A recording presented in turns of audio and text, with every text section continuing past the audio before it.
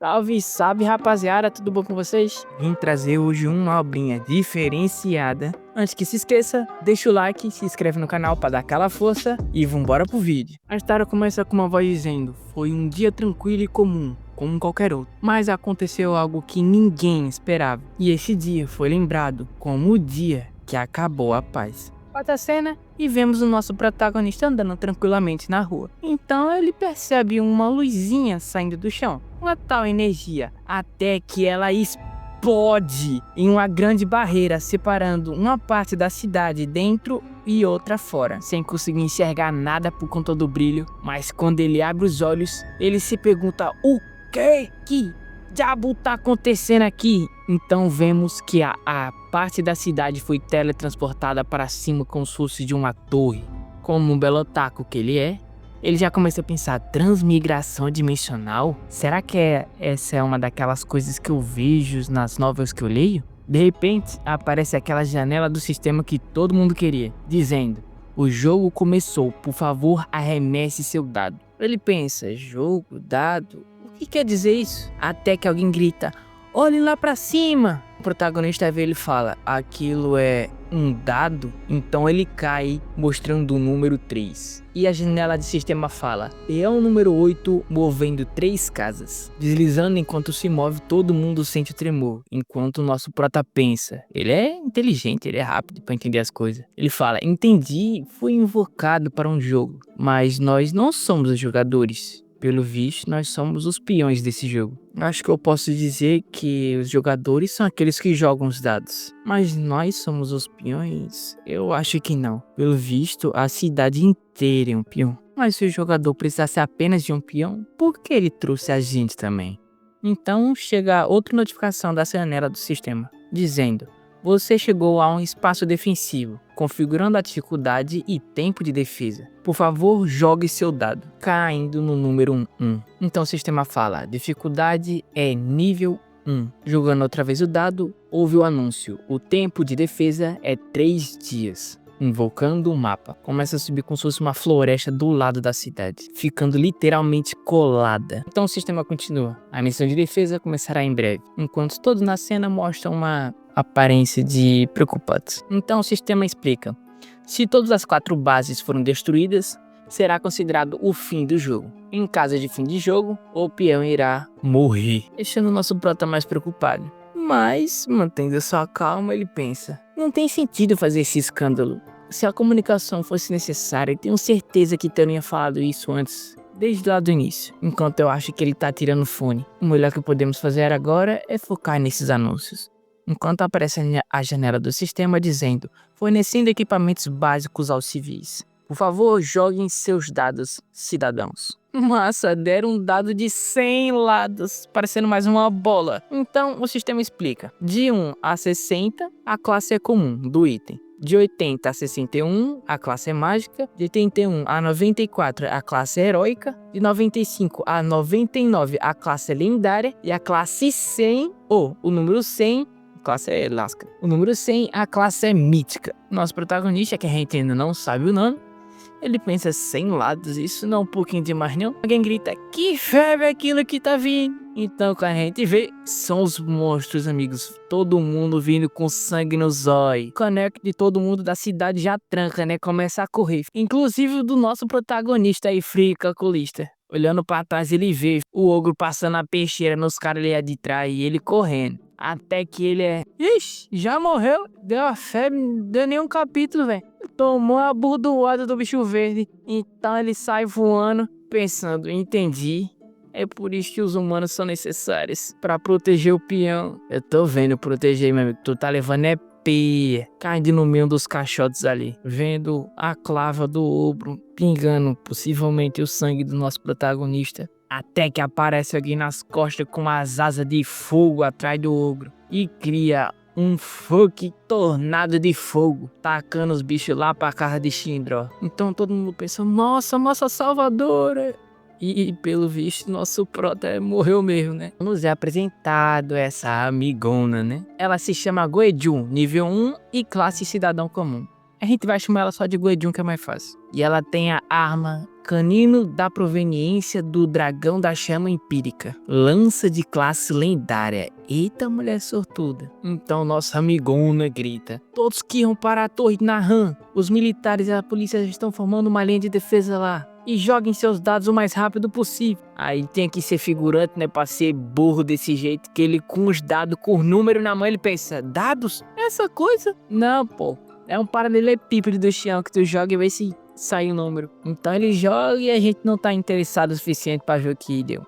E a gente vai pra parte boa, né? É ver nossa amigona, o Edu, lutando contra esses goblin ou se é ogro. De repente, corta para a cena do nosso protagonista aparentemente morto, com seu dado de 415 lados na mão. Largando, o dado começa a girar, mas como ele é o protagonista, ele tem o poder da cagada suprema, tirando logo o número 100. E o que ele ganha? Um livro de macumba. Não, zoeira. Ganhando o livro de Krasina, texto mágico de classe mítica. O que ele faz? Ele permite que o usuário olhe todos os tipos de informações, tais como localização de itens, eventos secretos, informações de monstros, mapas e objetivos, assim que a missão começa. Em outras palavras, ele vai virar um deus da informação. Então o livro brilha na frente do nosso prota aqui. Ou ele tá desmaiado ou ele tá morto. Um dos dois. E a tela do sistema fala: contudo, Krasina é uma encarnação com um desejo monopolista. Então, todas as recompensas que os sobreviventes ganharem com os conhecimentos adquiridos destes textos virão para ele. 3 horas já se passaram desde o início da missão. Até o momento, houve 3.002 mortes e 7.023 feridos.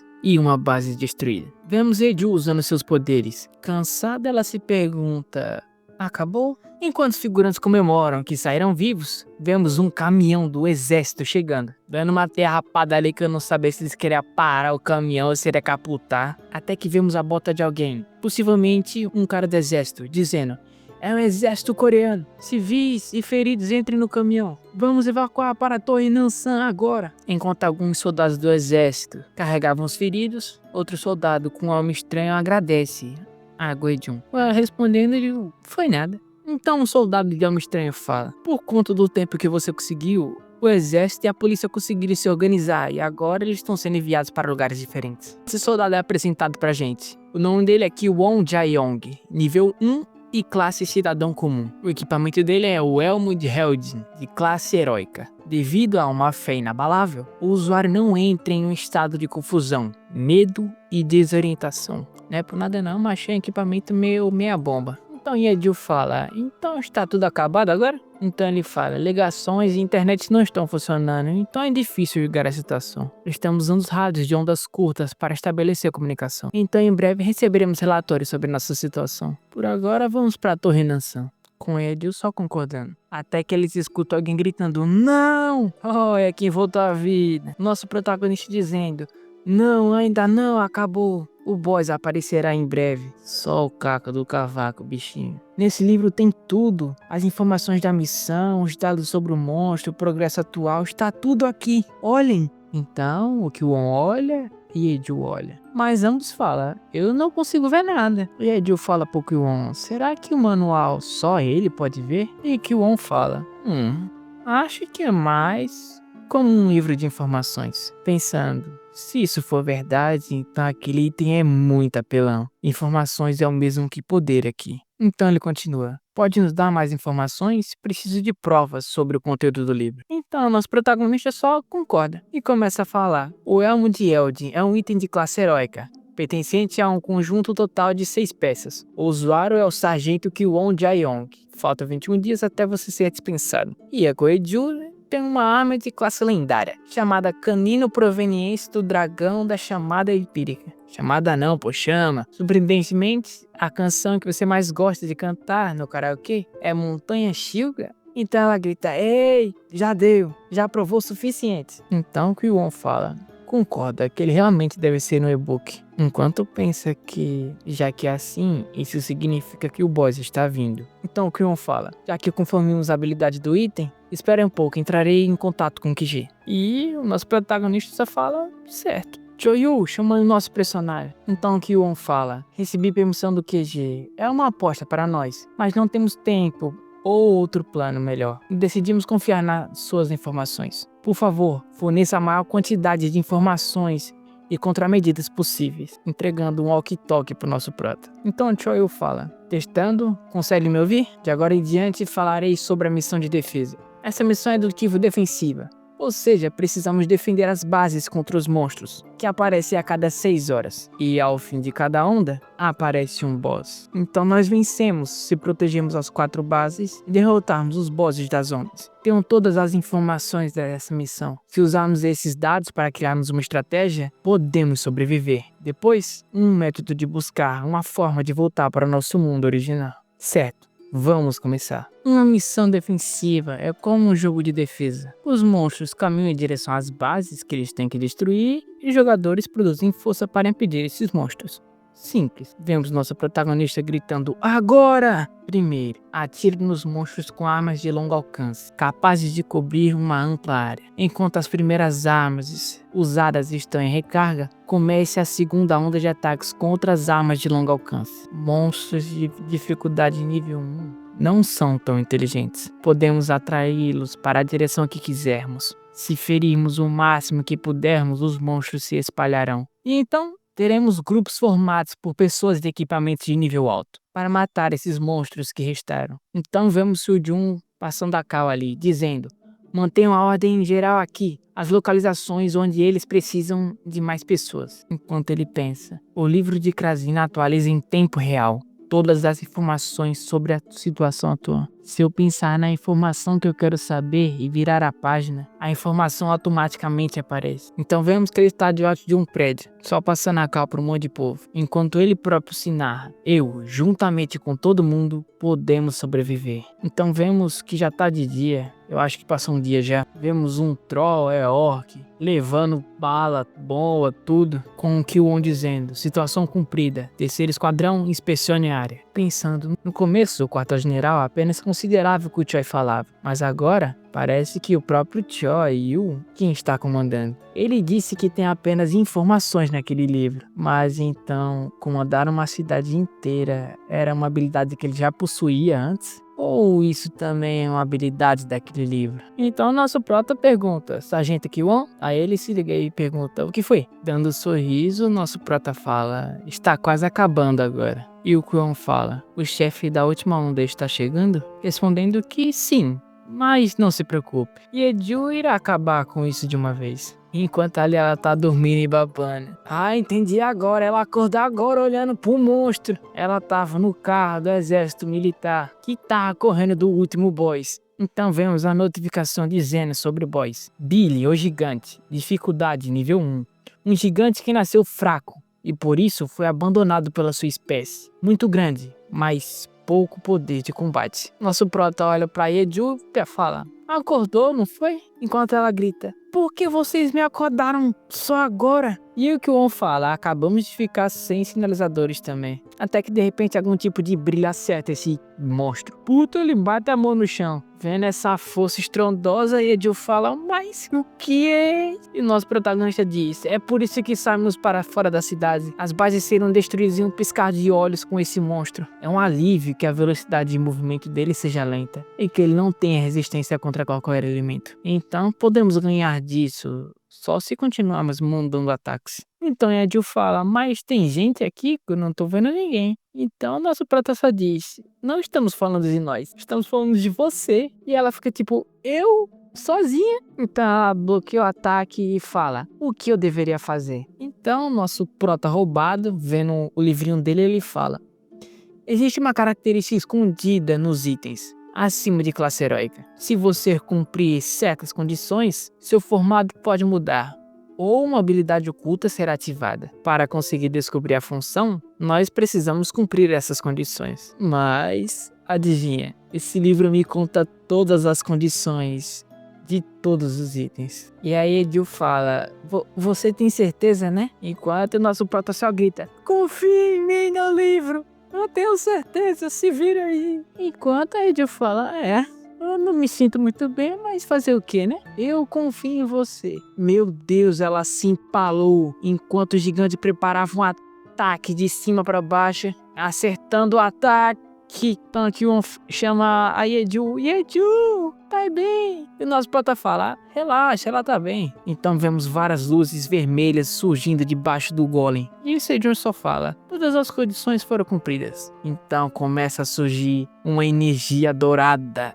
debaixo da mão do golem, ativando a habilidade oculta do canino da proveniência, soltando uma aura do dragão, filho. Até o Kyojun e o Ki-won ficaram surpresos. Então a aura do dragão começa a carregar seu poder na cara do golem. Quando ele solta, causa uma mega explosão, dando pra ver até na cidade. Então o Ki-won fala, essa habilidade é muito forte. Seria um problema se não tivesse ativado isso na cidade. Mas ele pensa, não, mais perigoso que essa habilidade é esse tal livro do Choi-Will. Tem muitas informações perigosas nele. Se usada de forma errada, poderia levar a cidade em queda. Mas eu acho que ele é uma boa pessoa e ele não faria algo do tipo. Então o sistema anuncia, vocês concluíram a missão de defesa. Aparentemente todo mundo foi teletransportado para o centro da cidade. Ah, foi isso mesmo. A tela do sistema fala, cidadãos fora da cidade serão transferidos de volta para dentro. Recompensas serão entregues aos cidadãos sobreviventes. Enquanto todo mundo começa a ovacionar os salvadores. Choi-Yu, Choi-Yu, Goeju, Goeju. E aí, velho? Então aparece o placar da recompensa geral. Missão completa, mais 300 pontos. Bases destruídas, uma de 4, menos 25%. Total,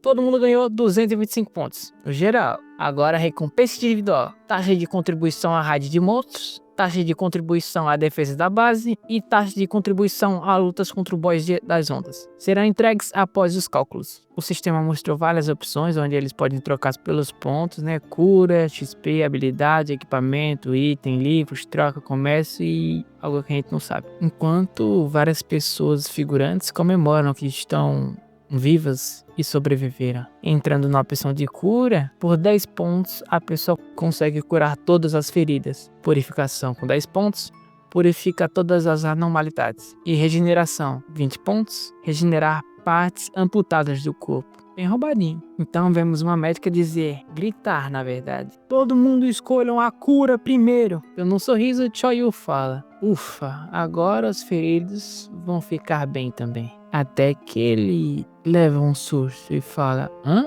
Por que todos os pontos? Então todos levam um choque. E aparece a tela do sistema. Pontos de recompensa, 0. Todas as recompensas serão tomadas devido ao efeito do sacrifício da soberania. Pontos possuídos, 0. Fazendo todo mundo entrar em pânico, falando, o que está acontecendo? Eu não tô com nenhum ponto. O que diabos é sacrifício da soberania? Me dê os pontos, as pessoas estão morrendo aqui. Então Yeju grita pro Choi-Yu, Choi-Yu, o que está acontecendo? Enquanto ele está em choque, dizendo, eu não sei o que é isso. E o Ki-won só tá no radinho ali. Então vemos a tela do sistema do Choi-Yu. Sacrifica 10% dos cidadãos, recompensas serão dobradas. Sacrifica 20% dos cidadãos, recompensas serão triplicadas. Sacrifica 90% dos cidadãos, recompensas serão aumentadas em 100 vezes, calculando os pontos. Então, para criar o caos, o anúncio do sistema fala, anúncio dos ganhos e mais pontos da missão. Em outras palavras, quem ganhou mais pontos. Segundo lugar, Kang Se-won, com 1.402 pontos. Terceiro lugar, Seu, não sei o nome desse cara, 312 pontos. E em primeiro lugar, Choi-Yu. Eu não sei dizer esse número. Acho que é 9.968.844.850 pontos. Meu Deus. Ele tem ponto até pra dar e vender, meu amigo. Olhando essa tela, todo mundo começa a olhar pro Choi-Yu assim. Então fala, foi esse miserável. Então todo mundo foi pra cima do Choi-Yu, gritando, mas foi você que roubou nossos pontos, nos devolva! Enquanto a Yeju e o Ki-won estão servindo de barreira. E aqui o nosso Choi-Yu, ele está com a cara de cagaço, né? enquanto ele grita para tirar seu caneco da reta. Isso não é verdade, eu não sabia que havia essa função, eu não tô falando sério. Então que o Honra fala para ele: se acalme, nós precisamos tratar as feridas primeiro. Eu acho que os pontos podem ser trocados ou doados, então você pode compartilhá-los entre as pessoas, a menos que tenha tomado os pontos de propósito. Então o Choyu fala: ah, sim, claro. Então vemos outra janela do sistema, só para atrapalhar nosso prota. Com habilidade passiva, o Rei Demônio do Desejo Monopolista. Krasina nega o compartilhamento ou doação de itens/pontos. Vendo essa janela, ele fala: mas o que diabos é essa habilidade? Então ele pensa: se eu comprar os itens de cura e compartilhar entre as pessoas. Então novamente aparece a janela do sistema falando: Krasina nega compartilhamento ou doação de itens/pontos. Fazendo o Choyu gritar: mas que diabo? Yeju, queima essa merda. Então ela realmente tenta tacar fogo no bagulho. Então ele fala: tudo bem jogarmos o livro fora, então deve. Mas vemos o livro se refazer ali atrás. Quando ele vê que o livro se faz ali atrás, ele fica puto, dando soco no chão, falando: ah, que droga. Enquanto a Yeju fala Choyu, e o Kyuon só olha e não fala nada. O Choyu só fala desesperado: tem que ter um jeito, tem que ter alguma coisa. Enquanto ele mexe no livro. Então ele sente um canozinho de uma arma na sua nuca. Era o Kyuon dizendo: já basta, Choyu. Isso é pelo bem maior. Ele fala: like nesse vídeo, rapaziada. Ele fala: Choyu, você está preso. Chegando bem perto, ele sussurra: fuja, saia daqui agora. Encontre uma maneira de corrigir tudo isso. Isso é o melhor que podemos fazer por agora. Apertando seu punho, Choyu, ele concorda. Então ele começa a distribuir seus pontos em agilidade. E dando um salto, ele simplesmente some da vista de todo mundo. Enquanto os figurantes reclamam: merda, ele fugiu, não podem, peguem ele. Até que chega um anúncio do sistema dizendo: tempo restante até o próximo turno, 23 horas, 59 minutos e 59 segundos. Corram para as áreas seguras, rápido, vamos! Corta pra cena, de repente alguém falando: aqueles que pretendem lutar, por favor, venham para a esquerda. E aqueles que pretendem evacuar, fiquem na direita. Chequem suas janelas de status e não se esqueçam onde ficam os centros de evacuação.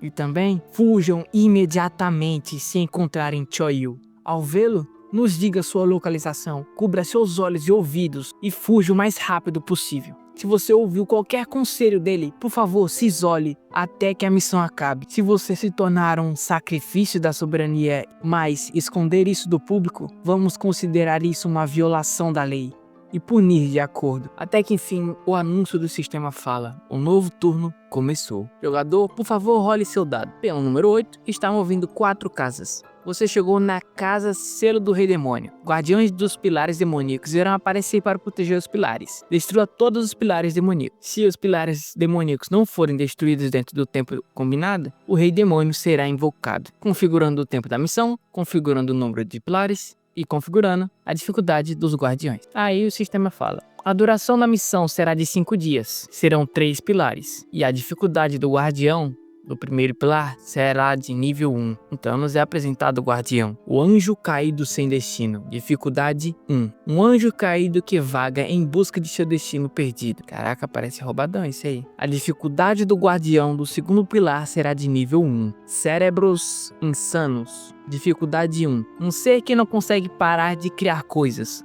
Quanto mais o tempo passa, melhor suas invenções ficam. Então o bagulho é matar ele numa lapada só. E por último, a dificuldade do guardião do terceiro pilar será de nível 3. Assustando até o Kyuon, a Yanju. O Goblin Mestre Espadachim, dificuldade nível 3. Um Goblin Mestre Espadachim que alcançou o pico das artes marciais e superou a transformação corporal. Ele está tentando desfazer o selo do Rei Demônio para desafiá-lo num duelo. De repente somos mudados para a cena em que Choyu está em cima de um pentagrama, dando um sorriso safadonho, mas não nos conta o que ele está fazendo. Assim somos mudados para o Kyuon, dizendo: o quê? Os cidadãos começaram a atacar? Então um cara no rádio fala: nós tentamos pará-los, mas eles estão incontroláveis. Então ele responde: nós devemos ir também. E enquanto a Yeju, mas o guardião do lado respondeu: então, ela acabou de sair. Que o Onson pensa: mais que confusão, hein? O processo perfeito e a cooperação ruíram em apenas um dia. Assim vemos a Yeju, que tá encarando um mestre Nível 3, o Rei Goblin, pelo visto, se posicionando para dar seu ataque. Ela pensa, um guardião do pilar de nível 3. Antes que alguém possa morrer, eu vou ter que matar isso. Dando um incrível dash de fogo pra cima dele com a lança dela, causando uma mega explosão. Mas quando ela vê, o ataque dela foi parado pelo espadachim, que nem sequer saiu do lugar. Dando uma simples balançada de sua katana, ele lança a Edil para o alto. Preparando seu ataque, ele acerta a Edil no meio, aparentemente cortando tudo que encontra em seu caminho. Mas ele percebe algo estranho. É os passinhos de alguém que acha que a gente sabe quem é, hein? Olha que príncipe encantado, meu Deus. Choyu carregando Edil nos braços, enquanto ela grita tchau. Choyu, você voltou! Colocando ela no chão, ele fala, você pode falar para as pessoas? E ela fica, quê? Ele só continua, todas as suas recompensas, eu vou usar tudo para mim. Fale para eles nunca aparecerem na minha frente de novo, se eles não quiserem ter suas recompensas roubadas novamente. Enquanto ele caminha em direção ao boss, ele fala, em sua mente, não havia um jeito de poder devolver as recompensas das pessoas e nem de poder escapar desse livro maldito, mas, falando agora em voz alta, comprar status usando pontos. Então a loja de status abre falando, abrindo a loja de status a cada 1 ponto, seu nível aumentará em 1 também. Abrindo a janela de status do homem, que ele está level 30 e tem 0 em todos os atributos, menos na agilidade que está em 30. Assim o sistema fala, por favor diga os status e o número que você gostaria de acrescentar. E o Choyu com uma cara de B10 fala, todos os status no máximo. A Edil começou a ficar assustada com as notificações do sistema. Quando ela olha, era o sistema dizendo, cidadão Choyu é o primeiro a alcançar 100 de vigor máximo. Cidadão Choyu é o primeiro a alcançar 100 de inteligência máxima. Cidadão Choyu é o primeiro a alcançar 100 de sabedoria, 100 de agilidade e 100 de saúde. O moleque foi o pioneiro de tudo. E pelo visto não foi só Edil que viu o Kiwon também. Sentindo seu novo poder, ele se pergunta quantos dados de equipamentos eu devo ter conseguido agora. Mostrando também a tela do sistema, que antes ele tinha 9 bilhões de blá blá blá, agora ele só tem 400 mil, que ainda é ponto pra caramba, mas é muito menos do que ele tinha antes. E aí ele dá uma instrução pro sistema dizendo, rejeite todos os equipamentos abaixo da classe mágica. Olha automaticamente tudo e me dê somente os equipamentos de heróico pra cima. Então o sistema faz. E ele fala, equipamentos classe lendárias, houve 142. Equipamentos de classe heróica, 1023. Rolagem de dados concluída. Meu Deus do céu. Marcando todos os equipamentos obtidos. Fazendo literalmente um tornado de telas do sistema, filho. Mostrando os equipamentos que ele ganhou. Dizendo, eu vou usar para minha vantagem, já que eu não consigo me livrar disso. Todas as recompensas conquistadas em sangue, lágrimas e o poder do Rei Demônio, vou usar tudo isso para proteger essa cidade deste maldito jogo e voltar para a minha vida original. E esse é o único jeito de pagar pelos meus pecados. Dando aquele sorriso B10, papai. Olhando para o monstro, chega uma notificação do sistema dizendo, Goblin Mestre Espadachim Jack sorri e se prepara para o ataque enquanto ele vê um inimigo forte. Vendo isso, Choyu só fala, me desculpe, mas eu não tenho tempo para brincar com você agora. Ativando um dos itens mágicos de sapato, ele dá um mega salto, gritando, eu volto já, então espere por mim aí um pouco. Edil perplexa pensa, ele já chegou, mas já saiu? Então o Mestre Goblin voltou e se sentou na pedra de novo, esperando o nosso prota. Vendo isso, a Edil pensa, que? Ele realmente está esperando ele? Esse guardião do pilar. Voltamos para Choyu enquanto ele está pulando de prédio em prédio pensando, o Goblin Jack não ataca primeiro. Em outras palavras, ele não vai atacar enquanto você não ataca ele primeiro. Chegando no boss do outro pilar, mas quando o boss vê ele já chega com uma pesada na cara do anjo, filho. Enquanto pensa, então eu tenho que lutar com os outros guardiões dos outros pilares primeiro. A característica única do guardião do pilar será desbloqueada se você cumprir certas condições. Existem algumas cujos traços adicionam uma fraqueza, mas se você cumprir condições erradas, ele vai ficar mais forte ou desbloquear uma característica muito difícil de se lidar. Enquanto ele dá uma espadada e o boss desvia. Defendendo todos os golpes do boss, ele continua. No momento em que esse guardião do pilar matar uma centena de humanos, Isso o evolui para anjo caído da ira. Essa transformação o deixa mais forte e também, assim, ele deixa o pilar para matar humanos. Devo lidar com os guardiões com características chatas, como esse primeiro, lançando 2 cortes nas asas do anjo e só liberar as características que são necessárias para a missão. Enquanto ele e o boss caem do céu, ele fala: a parte mais importante não é terminar a missão, e sim a forma de como você completa a missão. De repente somos mudados para a visão de Ki-Won, dizendo no rádio: sim, por favor, envie uma ordem para manter a distância de 500 metros dos pilares, até termos certeza de quais são as intenções de Choi-Yu. Enquanto pensa, ele falhou de encontrar de um jeito de devolver as recompensas, ou só decidiu não devolver mais? Ele não parecia ser uma má pessoa, mas eu não deveria tomar decisões baseadas somente em achismos. Alguém tão inteligente, possuindo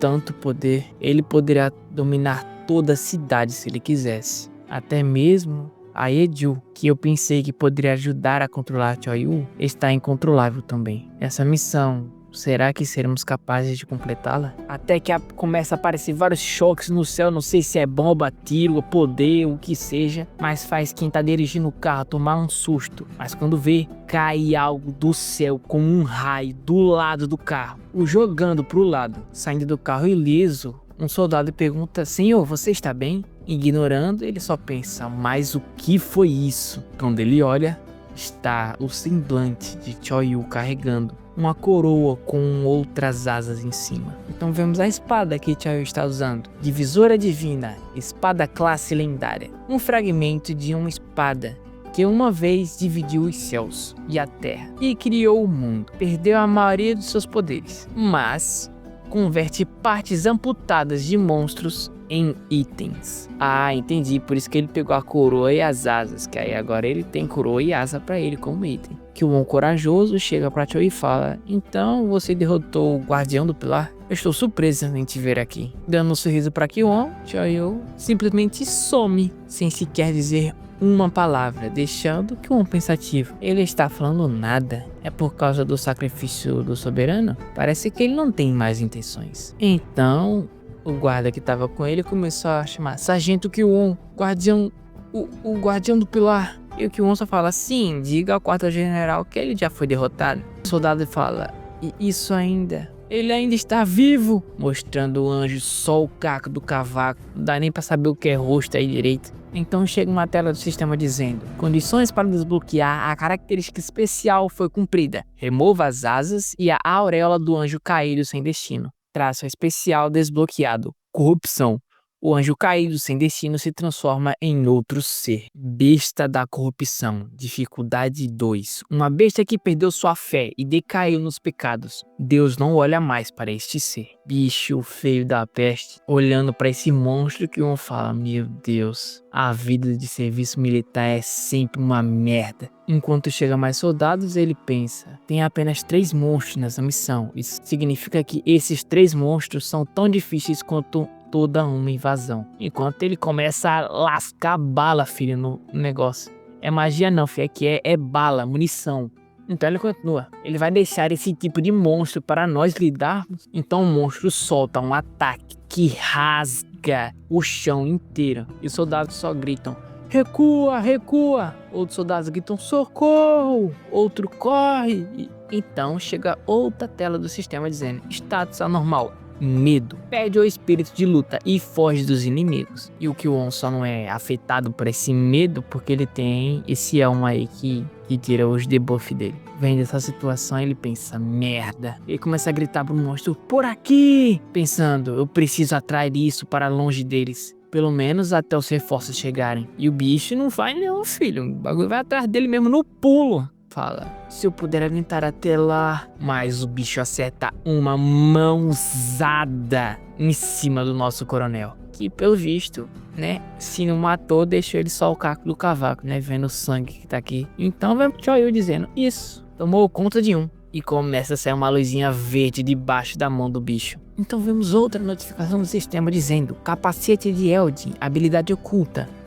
As condições de ativação foram cumpridas. Levantando uma bandeira verde, uma ilustração na verdade, o sistema fala: quando estiver na beira da morte por um ataque do tipo trevas ou barra corrupção não ativa em caso de morte. Ele deixou claro, tá? E o outro efeito é quando for líder de um grupo de 5 ou mais pessoas. Então essas eram as condições. Agora vemos nosso Killua carregando uma bandeira e a sua AK-47 preta na mão. Na outra, no caso. Agora vemos a habilidade da ativação. Fantasma de Eldin. O usuário é possuído pelo espírito do Eldin. O Inquisidor Herético. Não sei o que é, não entendi, mas é isso. Vamos continuar. Então alguém fala: a espada da deusa para o demônio. O martelo de ferro da deusa para os caídos. Então quem tá falando é o Killua, por incrível que pareça.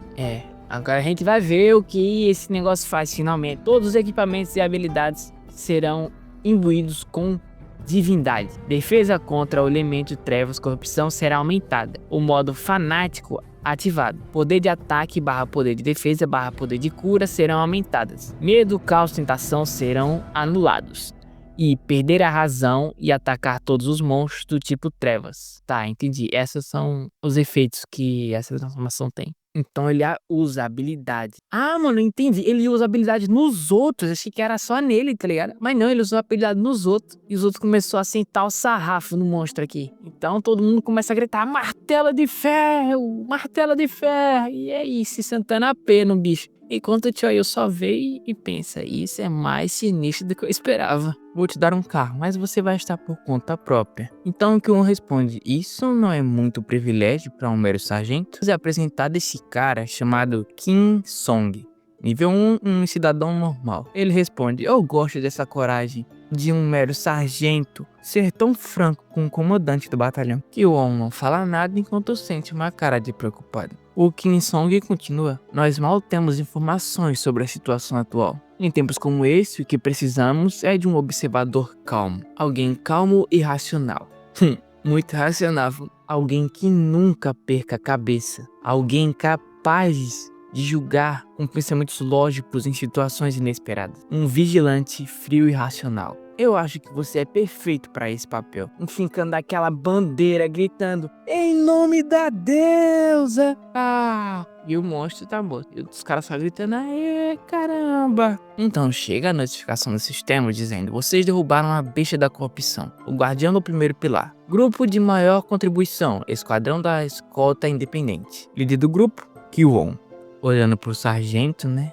Daquela flashback, ele fala: como esperado. Eu tenho bons olhos pra isso. E Choyou está sentado ali só falando: eu estava certa. A saúde do guardião do pilar caiu bastante. O suficiente para que o esquadrão do sargento Killua pudesse derrotar. Mesmo depois de ter sido corrompido, a saúde diminuída, fazendo o sargento Killua ser o maior contribuidor. E ele ter todos os prêmios. O que acha? Caraca, ele tá perguntando pro mestre espadachim Goblin, mano. Ele fica sem reação, né? Então o Killua só continua: você não ser capaz de falar é bem frustrante. Mas tá bom, né? O que importa é que você, pelo menos, ainda tá me escutando. Ele está sentado na frente do mestre espadachim Goblin, só batendo um papo, tá ligado? Então ele fala: quer fazer uma aposta? E o cara continua em silêncio. Se eu vencer, eu vou quebrar o selo do Rei Demônio. Aí o Rei Goblin já dá aquela balançada, né? Somos cortados dessa cena e vemos a lança de uma certa pessoa balançando. Quando vê, passa na pesquisa em vários robôs.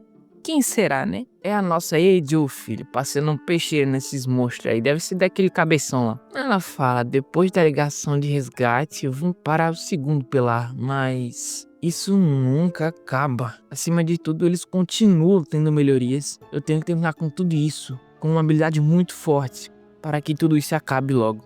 E não ter mais nada tão perigoso assim. Então ela grita: todo mundo recuar por enquanto. E ali os figurantes estão reclamando, né? Do que ela tá falando, eu preciso de pontos também.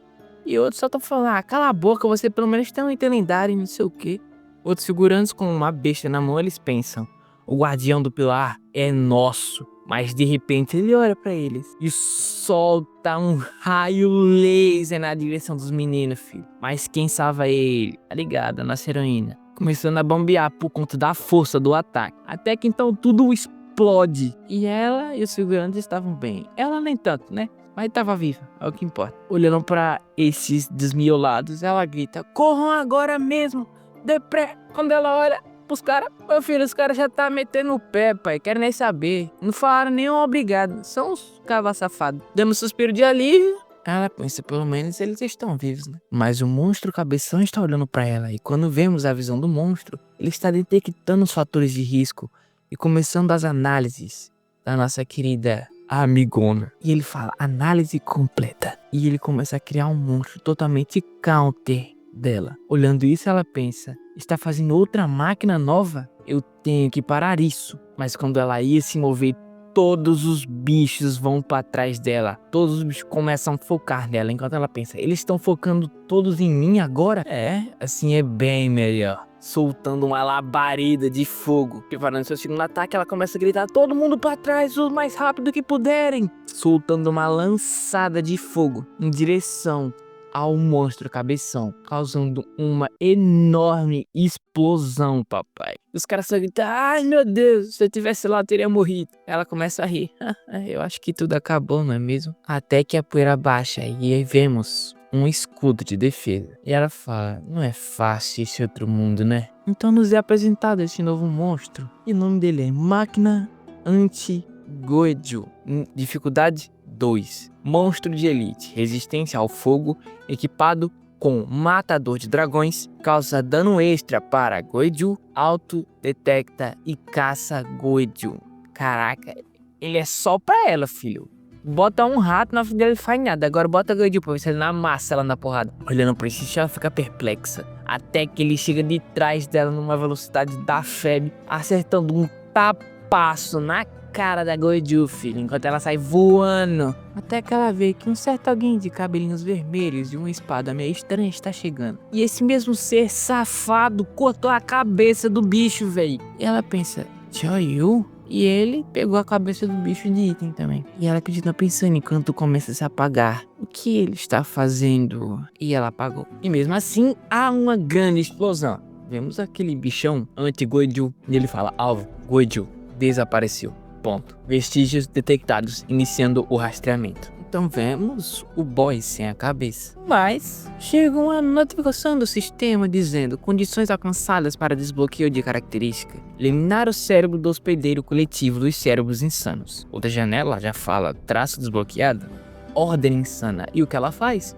Fabrica repetidamente o último item produzido, que não seja de rank elite. Dobra a velocidade do processo de faturamento e a dobra a quantidade de produção. E as palavras, ela vai virar uma fábrica de monstro, bicho. Então vemos que ela cria um mar de robôs. E pelo menos o sistema dá uma dica, né? Produção não para até que a unidade principal seja destruída. Agora eu não sei se é aquele bichão de elite ou se é esse bicho que vocês têm que picotar, tá ligado?